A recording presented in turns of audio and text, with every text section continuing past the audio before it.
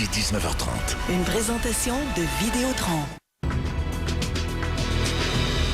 Il n'y a rien que j'apprécie plus que de dire à des gens qui ont de bonnes idées, puis quand c'est fait chez nous, de dire, gars, chapeau les gars, puis tant mieux, on vient d'inventer quelque chose qui risque de révolutionner, puis c'est à peu près dans tous les domaines. Puis celui dont je vous parle maintenant, c'est peut-être une de vos hantises, ça vous est peut-être déjà arrivé. À qui n'est pas arrivé un dégât d'eau à la maison à un moment donné pendant qu'on n'était pas là? Puis là, force est de constater que tu arrives, puis bon, les dégâts sont là, les dégâts sont importants, puis là, c'est l'assurance, puis c'est sortir de la maison, puis tout refaire, puis il y a moyen de prévenir ça maintenant, puis de le prévenir totalement. Celui qui est en ma compagnie s'appelle Éric Bisson, il est président du système NOAA. Salut, M. Bisson. Ça me fait plaisir, bonjour. Ça vient de chez nous, c'est nos têtes, c'est notre tête oui, qui pense oui, à ça. effectivement. C'est fait à Sainte-Foy, dans le parc du Berger, dans le parc industriel du Berger. On est une compagnie qui travaille dans du système de contrôle d'énergie et on a développé en 2007 un système de détection d'eau et d'interruption. C'est très important à dire. Bon, parce qu'il y a des gugus qui se faisaient permettant de savoir à un moment donné, là, une espèce d'avertisseur, comme l'avertisseur de fumée, qui pouvait avertir lorsqu'une fuite se produisait, par exemple. Bien, c'est ça. Ça crie, mais ça n'apporte pas action. Okay. Nous, ce qu'on a fait, c'est qu'on a vraiment allié tout ce qui existait sur le marché, incluant des sensors et une valve directement à votre entrée d'eau. Aussitôt qu'on détecte de l'eau, on ferme l'entrée immédiatement. C'est une milliseconde. Bon, regarde, je vais vous montrer 2 secondes. Là, je n'ai pas besoin de pitcher d'eau dessus, là, mais seulement, d'abord, c'est très, très sensible. Ça, c'est un panneau. Je vous montrerai des images ensuite. On va voir comment ça fonctionne comme tel. Ça, c'est votre détecteur avec fil. Puis ça, c'est les détecteurs sans fil. Le module-mètre, puis c'est la valve d'entrée d'eau.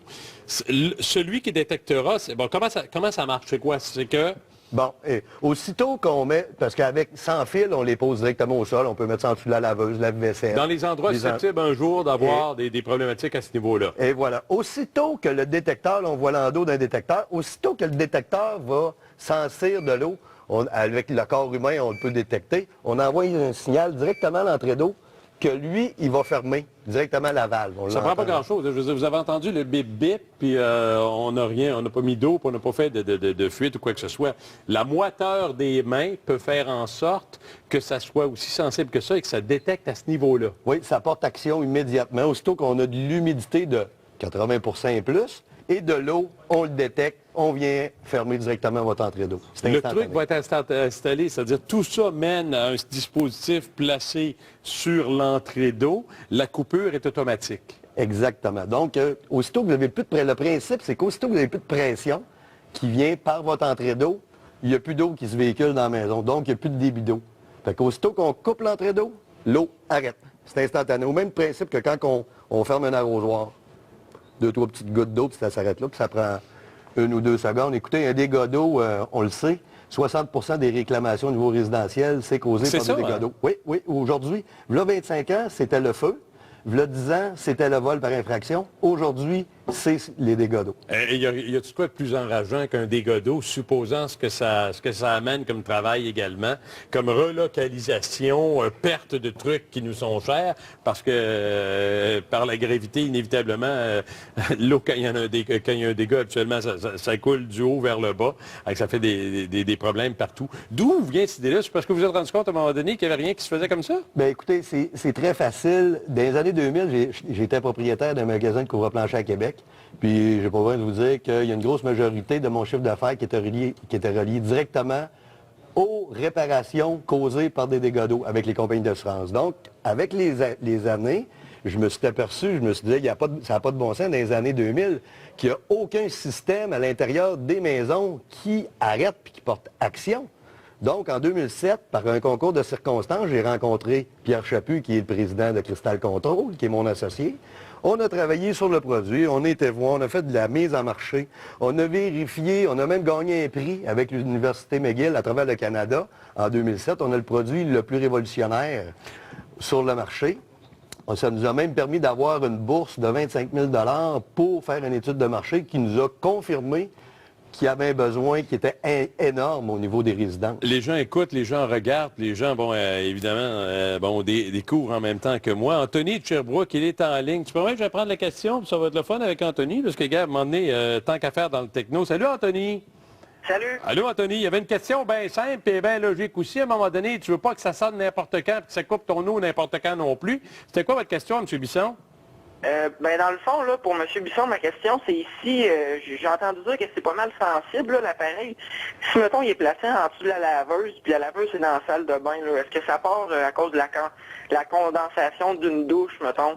Bonne question. La sensibilité de l'appareil, tu veux pas que ça ferme ton eau à tout bout de champ parce qu'à un moment donné, il y a un peu de moiteur, là. Non, c'est pas à ce point. C'est pas compliqué, ça prend un contact avec des minéraux.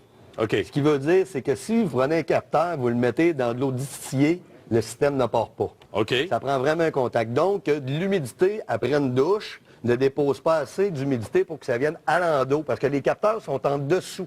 OK. Donc, il n'y a pas d'accumulation. Ça prend vraiment un minimum d'eau assez importante pour que les deux capteurs... Il faut vraiment qu'il y ait un relais entre les deux pour que ça fonctionne. Ça répond à la question d'Anthony. Les assurances tiennent-elles compte maintenant de ce que vous mettez sur le marché? C'est à partir du moment où je me munis d'un système comme celui-là, comme je le fais pour un système de protection contre le vol, par exemple, souvent la compagnie d'assurance me dira, bon, vous accordera un rabais, sinon une déduction sur l'installation. Est-ce que les compagnies d'assurance ont regardé votre produit de prêt? On est en train de travailler, ça fait 1 an qu'on travaille avec les compagnies d'assurance justement à faire des projets pilotes parce qu'ils sont très conscients que c'est un problème qui est majeur aussi pour eux d'avoir des pertes au niveau d'eau. Donc, on travaille à intégrer justement chez les assureurs un système pour qu'ils puissent donner un incitatif aux assurés. Combien d'années de travail pour mettre ça au point? 4 ans. 3 générations de produits. On a commencé avec du système, avec courant porteur intégré dans les murs de la maison. On a changé ça parce qu'il y avait une faiblesse au niveau de la transmission de données. On est rendu en RF.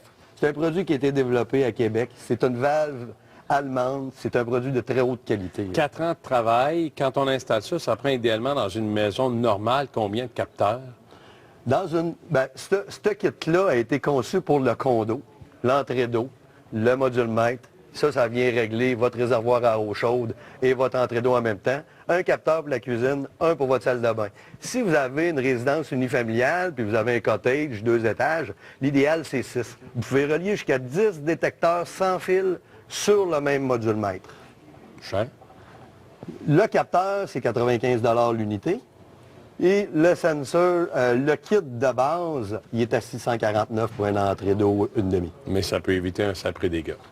Ça se compte même pas en argent. Il me reste 30 secondes. Oui. On commence à vous regarder d'ailleurs également. Je présume qu'il n'y a pas rien qu'au Québec. Il peut y avoir des dégâts d'eau. Aux États-Unis, ça se peut, puis en Europe également. Dans le sud de la Floride, on a quelqu'un qui travaille, il analyse le produit pour l'intégrer justement là, dans le secteur de la Floride. Donc, parce qu'il n'y a pas de sous-sol, les résidences, les primes d'assurance sont multipliées par 5, puis par 7, puis par 8 aux États-Unis. Donc, eux autres, c'est très important pour eux d'avoir un système comme NOAA. Le marché est ouvert. Bravo, M. Bichon, à vous. Plaisir. Bravo à votre équipe également. On vous a montré le site Internet, histoire de jeter un œil là-dessus, histoire de vous faire davantage ou d'avoir davantage d'informations. Merci, M. Bichon. Ça fait plaisir. Fini les dégâts d'eau. On s'en va à la pause au retour. Êtes-vous inquiet de ce qui se passe au Japon? Est-ce que vous avez assez peur de ça pour essayer de voyager? Je parle de la menace nucléaire, bien sûr. Ce qu'on mange peut être irradié? Un spécialiste nous parle de tout ça au retour.